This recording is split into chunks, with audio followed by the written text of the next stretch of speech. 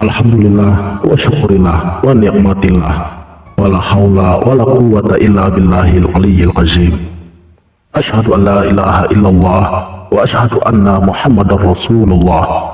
Allahumma sallim ala Muhammad wa ala ali sayyidina Muhammad. Hasbi rabbi jalallah wa fi qalbi ghairullah. Nur Muhammad sallallahu la ilaha illallah. Amma asal-usul awalnya adalah daripada nur. Kullu min indallah, artinya segala sesuatu itu daripada Allah. Manusia ini adalah jenis makhluk yang berderajat tinggi jika dibandingkan dengan makhluk Allah yang lain. Dengan dikaruniakan akal kepada manusia, seharusnya manusia berpikir tentang dirinya dibandingkan dengan makhluk Allah yang lain, agar manusia dapat keluar dari sifat makhluk kepada sifat manusia, dan dari sifat manusia kepada sifat insan kamil. Karena dengan taraf insan kamillah baru manusia itu menjadi sempurna. Firman Allah, sesungguhnya kami jadikan insan itu sebaik-baiknya kejadian, kemudian kami kembalikan mereka ke tempat yang hina. Mengapa setelah dijadikan sempurna, kemudian dikembalikan kepada tempat yang hina? Dan dunia inilah tempat yang hina tersebut. Bagaimana cara kita memberi derajat kepada diri kita agar dapat seimbang dengan bagaimana cara kita beribadah kepada Allah? Apakah kita beribadah kepada Allah masih berderajat makhluk, atau berderajat manusia, atau berderajat insan kamil? Dari cara beribadah inilah derajat manusia itu diberikan. Dengan memahami derajat tersebut, mudah-mudahan manusia dapat melaksanakan tugasnya kepada Allah dengan sempurna, sejajar dengan kesempurnaannya.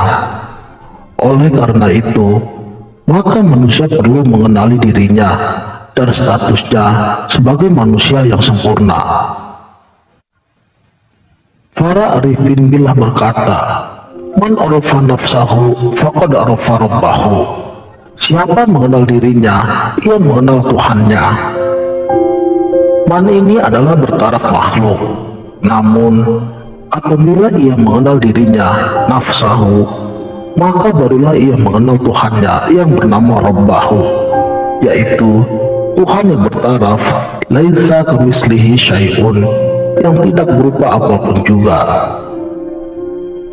Man ini jika kita bawa kepada pengertian nafsahu, maka ia akan membawa kepada manusia yang laisa kamislihi syai'un, yaitu manusia yang batin atau dikenal sebagai insan, atau dikenal juga sebagai diri sebenarnya diri yang bertaraf nyawa atau nafas.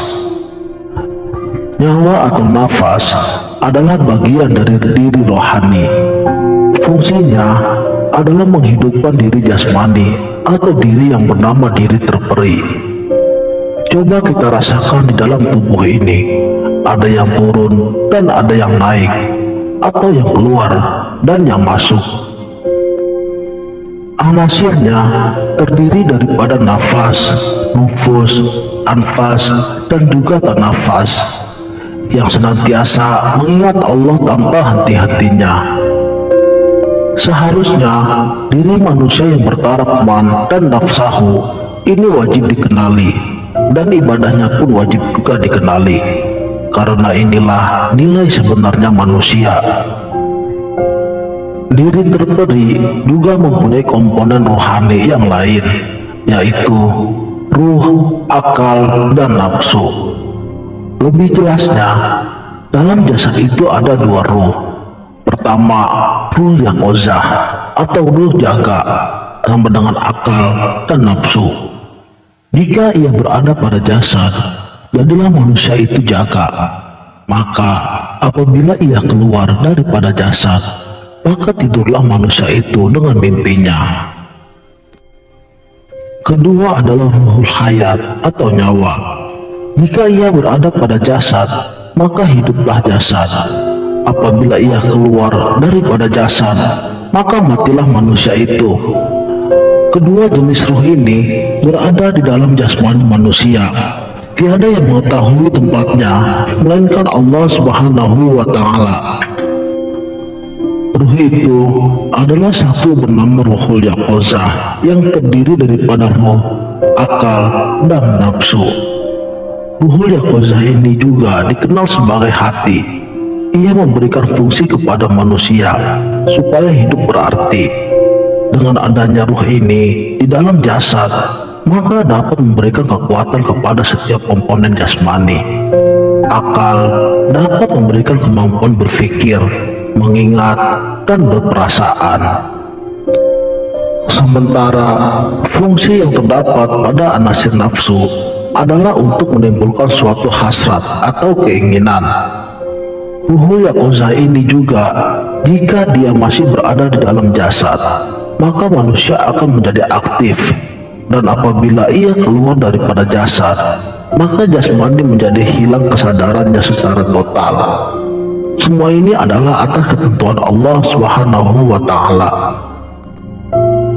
Saudaraku sang sejati, rohani yang terdiri daripada anasir ruh, akal, nafsu, dan nyawa adalah makhluk yang tersirat dan yang berhak diistilahkan sebagai diri yang sebenarnya kepada manusia.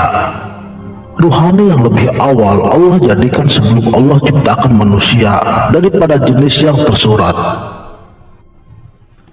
Sedangkan jasmani ibarat rumah, tempat kediaman yang mana kita boleh keluar dan masuk dan memeliharanya dengan baik supaya dapat tinggal lama di situ. Karena itulah kita perlu mengucapkan rasa syukur apabila rohani itu dikembalikan Allah ke dalam jasmani agar dapat meneruskan kerja khalifah di bumi ini. Segala puji bagi Allah yang telah mengembalikan ruhku kepadaku dan yang telah memberi kesehatan pada tubuhku. Wallahu a'lamu bishawab. Sekianlah, semoga bermanfaat. Wassalamualaikum warahmatullahi wabarakatuh.